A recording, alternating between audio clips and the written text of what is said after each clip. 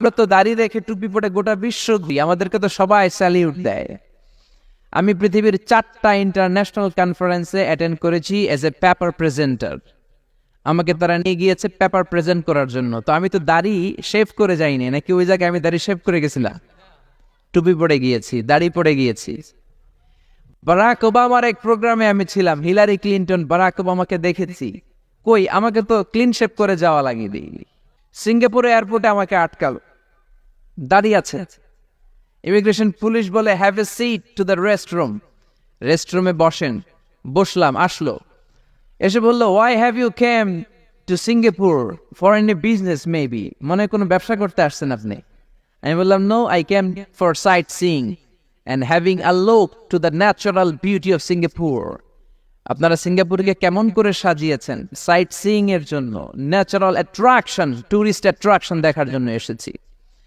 সে বলল আর কোন কোন দেশে গিয়েছেন, পাসপোর্টে এত ভিসা কেন, এত ঘুরেন কেন? আমি ভাবলাম এই প্রশ্নের সুযোগে আমি কিছু দেওয়া শুরু করি, আমি কিছু কোরআনের কথা বলা শুরু করি। অনেক কথা বললাম। বলল sir please have a seat, I am just coming within 10 minutes, একটু বসেন, আমি আসছি 10 মিনিটের মধ্যে। 10 মিনিট পরেই চলে এসেছে। এসে আবার বলল may I have a look to your bag, আপনার ব্যাগকে একটু চেক করতে পারি? আমি বললাম for sure, why not, have a check please. অবশ্যই করেন। সে চেক করলো। অনেক কথা বলার পরে বললো I am really sorry for bothering you, আপনাকে ডিস্টার্ব করার জন্য আমি খুবই দুঃখিত, please sir pass the immigration, আপনি ইমিগ্রেশন পাস হয়ে যান। এজন্য দাড়ি টুপি নিয়ে আপনি যেখানেই যাবেন আপনাকে স্যালিউট দেওয়া হবে কে? সম্মান দেওয়া হবে কে?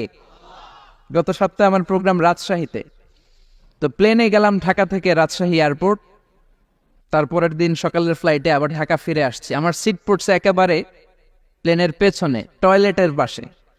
তো কেবিন ক্রু এসে বলে স্যার প্লিজ আপনি সামনে চলে আসেন, আপনার পিছনে বসার দরকার নেই। তো গোটা বিশ্বব্যাপী দাড়ি রাখার কারণে, টুপি থাকার কারণে আমাদেরকে তো কেউ অমর্যাদা করে নাই, আমাদেরকে স্যালিউট দেয়। এজন্য দাড়ি আর টুপি মর্যাদা কমায় না, বাড়ায়, চিল্লায়, এখন ঠিক কিনা? এজন্য সাইয়েদনা ওমর ফারুক বলতেন নাহনু কওমুন আ'আজ্জানাল্লাহু বিল ইসলাম, আমরা এমন একটা কওম, এমন একটা দল, আমাদের এই দলটাকে ইসলামের মাধ্যমে মর্যাদা দিয়েছে কে?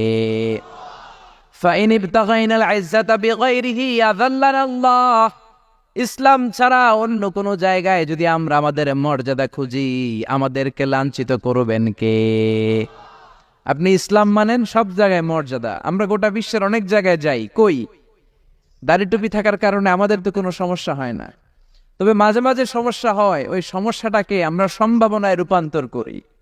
এজন্য ইসলাম যারা মানে না, আল্লাহকে যারা বিশ্বাস করে না, তাদের চেয়ে বড় কপাল পোড়া লোক পৃথিবীতে হতে পারে? এই পৃথিবীতে সবচেয়ে কপাল পোড়া যারা নাস্তিক, যারা বলে আনসিন ইজ নাথিং, যেটা দেখি না ওইটা মানি না। আমরা আল্লাহরে মানি, আল্লাহরে বিশ্বাস করি, তাই আমরা সবাই আস্তিক। যারা আল্লাহরে মানে না তারা কি? জোরে বলেন, এরা কপাল পোড়া।